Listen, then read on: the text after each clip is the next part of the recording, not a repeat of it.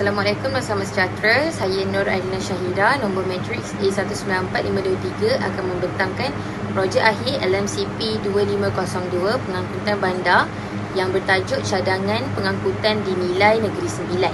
Saya mulakan dengan sebab-sebab kenapa Nilai Negeri Sembilan menjadi tempat yang amat strategik untuk diduduki.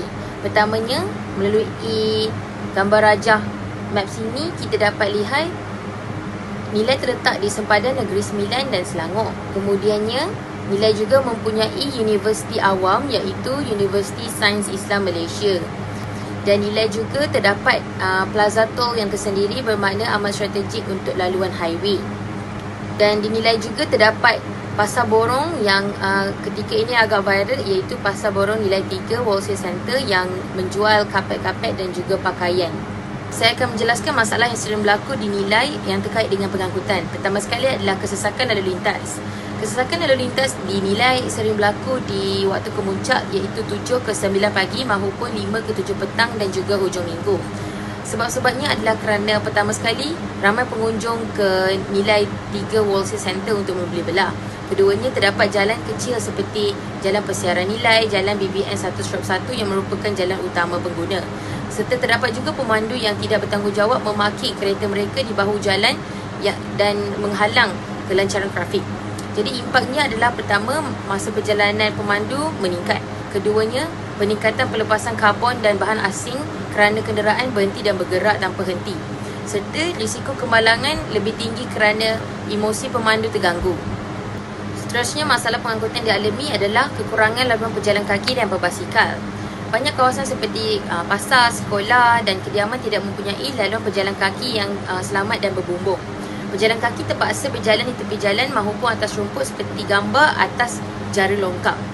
Hal ini menyebabkan mereka berisiko untuk dilanggar. Contoh kawasan yang terkesan adalah seperti kawasan Sekolah Kebangsaan Bantar Benar dan juga laluan dari perumahan ke Nilai 3. Impaknya risiko tinggi kepada kanak-kanak, warga emas dan OKU serta menyebabkan ramai penduduk lebih cenderung untuk menggunakan kenderaan walaupun 1 kilometer pergerakan mereka. Masalah ketiga adalah kurangnya liputan dan akses pengangkutan awam. Kawasan luar bandar seperti Taman Desa Jati, Kampung Bantar Benar maupun Taman Semarak sukar diakses oleh bas awam. Dan jadual bas juga tidak konsisten serta waktu menunggu agak lama sekitar 30 ke 45 minit. Stesen KTM Nilai maupun KTM Bantar Benar adalah jauh daripada kawasan kediaman utama dan mereka juga tidak mesra pengguna jalan kaki. Impaknya adalah penduduk berpendapatan rendah tiada pilihan memilih pengangkutan yang diingini serta kebergantungan kepada motosikal dan kereta adalah tinggi walaupun penduduk tidak mampu untuk memilikinya. Masalah keempat adalah kebergantungan tinggi terhadap kenderaan persendirian. Kebanyakan penduduk memiliki sekurang-kurangnya satu kereta ataupun satu motosikal kerana pengangkutan awam adalah tidak efisien. Masalah ini menambahkan kesesakan dan permintaan tempat letak kereta. Ramai pelajar dan pekerja terpaksa memandu walaupun hanya sejauh 1 ke 2 destinasi mereka. Impaknya adalah peningkatan kos sara hidup termasuklah pembayaran minyak, tol dan juga penyelenggaraan kenderaan. Kedua adalah masalah kesesakan di sekolah, pasar serta tempat ibadat seperti masjid. Dan seterusnya, impak adalah pencemaran udara kian meningkat. Masalah terakhir yang saya dapati adalah tiada laluan selamat bagi motosikal dan juga basikal. Laluan utama mereka dikongsi oleh semua jenis kenderaan termasuklah motosikal, bas, lori dan kenderaan berat yang lain. Hal ini menyebabkan kesesakan dan juga bahaya kepada mereka. Basikal pula tiada laluan khas dan laluan yang mereka ada dianggap tidak selamat untuk digunakan walaupun terdapat pelajar dan warga emas yang menggunakan motosikal maupun basikal. Ramai pekerja kilang ataupun warga asing menggunakan basikal tetapi tidak memakai pelindungan fizikal seperti helmet.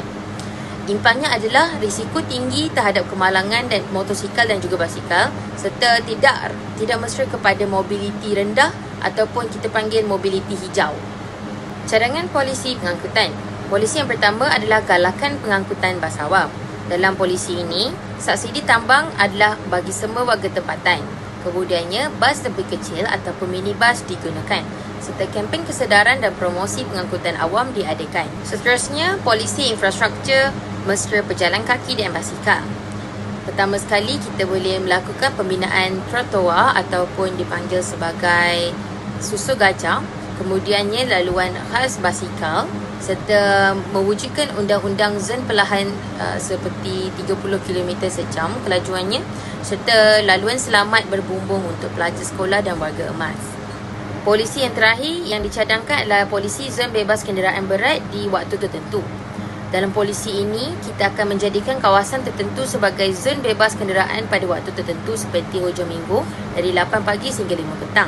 Peniaga-peniaga juga diberikan kemudahan troli dan juga bas mini untuk logistik. Tempat parking disediakan di luar zon dengan sambungan bas mini ataupun beca elektrik. Objektifnya adalah untuk mewujudkan suasana yang lebih selesa dan selamat bagi pejalan kaki dan pelancong untuk bersukan maupun berjalan-jalan. Seterusnya, untuk menyokong perniagaan kecil, meningkatkan ekonomi di kawasan beli belah seperti Nilai 3. Orchard Road, Singapura menjadikan zon mesra pejalan kaki, serta Shibuya, Tokyo menjadi contoh kedua untuk penutupan jalan pada setiap hujung minggu. Cadangan jangka masa pendek dalam 3 tahun adalah pertama untuk tambah laluan bas mini tempatan. Kita harus gunakan van kecil maupun minibus ke taman yang luar daripada bandar seperti Taman Semarak serta Taman Desa Jati. Gambar kiri menunjukkan Taman Desa Jati dan itu adalah laluan cadangan. Serta di sebelah kanan kita nampak Taman Semarak dan merah itu adalah laluan cadangan. Cadangan seterusnya adalah menaik taraf stesen bas dan laluan tunggu. Kita boleh sediakan bumbung dan tempat duduk bagi menarik minat ramai lagi pengunjung. Di sebelah kiri adalah stesen bas yang terkini dinilai dan di sebelah kanan adalah jangkaan saya. Seterusnya adalah pembinaan lorong basikal dari stesen KTM ke Nilai 3. Di sebelah kiri adalah laluan berbasikal yang mesra pengguna, luas dan mempunyai arahan yang clear. Dan di sebelah kanan adalah cadangan laluan bagi pebasikal dari KTM Nilai ke Nilai 3. Kita boleh menambah zebra crossing line dan juga lampu isyarat pejalan kaki. Lebih-lebih lagi di sekolah dan juga di kawasan Pasar Borong. Di sebelah kiri menunjukkan zebra line yang mempunyai lampu dan juga lampu isyarat dan kawasannya cerah. Serta di sebelah kanan adalah kreativiti zebra line yang lebih menarik. Akhir sekali kita boleh menjalankan kempen kesedaran pengangkutan hijau. Kempen boleh dilakukan dalam sekolah maupun di kawasan komuniti. Di sebelah kiri adalah contoh poster dan di sebelah kanan kita boleh juga berkempen. Cadangan jangka masa panjang dalam masa 30 tahun pula adalah pertama sekali pembinaan transit ringan seperti LRT dan MRT. Sambungannya boleh dilakukan daripada Putrajaya Central ke Nilai 3. Dan ini adalah merah adalah laluan cadangan LRT ataupun MRT. Seterusnya adalah terminal pengangkutan bersepadu. Terminal ini boleh menggabungkan bas, taksi, e-hailing dalam satu tempat dan lokasinya boleh diadakan berdekatan dengan KTM. Ini adalah ilustrasi contoh yang menunjukkan terdapat juga taksi di terminal bas. Cadangan yang seterusnya, kita boleh juga mewujudkan sistem bas pintar aplikasi penjejak bas. Ini adalah ilustrasi contoh, kita boleh gunakan teknologi GPS untuk jadual. Kita juga boleh memperluaskan lorong basikal. Kita boleh menyambungkan semua kawasan taman perumahan dengan lorong basikal. Dan ini merupakan contoh lorong basikal yang luas dan sangat sistematik di Denmark. Akhir sekali, kita boleh membangunkan zon hijau ataupun dipanggil Park and Ride. Park and Ride ini adalah tempat letak kereta dan boleh disambung dengan bas. Ini adalah contoh parking bertemakan Park and Ride di stesen MRT Taman Midah, Line Kajang. Berikut adalah peta pengangkutan imajinasi yang saya wujudkan untuk diadakan di Nilai. Seperti yang kita dapat lihat, laluan merah merujuk kepada laluan MRT dan laluan warna biru adalah laluan bas. Kemudiannya titik kuning adalah terminal dan juga garis hijau adalah laluan basikal. Di situ kita nampak kawasan sangatlah berakses tinggi di Nilai. Mari kita lihat impak sebelum dan selepas pelaksanaan. Dari segi masa perjalanan, sebelumnya 30 ke 45 minit adalah masa anggaran bagi pengguna di bandar pada waktu kemuncak. Tapi selepas, mereka hanya menggunakan 10 ke 20 minit saja di bandar pada waktu kemuncak. Dari segi trafik dan kesesakan, sebelum ini sering berlakunya kesesakan trafik di Nilai 3, KTM dan kawasan sekolah.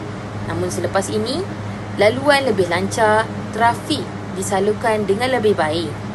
Dari segi penggunaan kenderaan persendirian, Sebelum ini tinggi dan hampir setiap isi rumah mempunyai kereta dan motosikal. Namun selepas ini, dia akan menurun dan lebih ramai yang sering menggunakan bas dan juga basikal serta public transport. Dari segi keselamatan jalan pula, sebelum ini risiko adalah tinggi kepada pejalan kaki dan juga penunggang motosikal dan basikal. Namun selepas ini, zon perlahan akan diwujudkan. Trotoar ataupun susul gajah dan lorong basikal dibina. Dari segi pencemaran udara, sebelum ini tinggi akibat banyak kenderaan dan selepas ini anggarannya akan menurun dengan penggunaan kenderaan awam dan juga zon bebas kenderaan.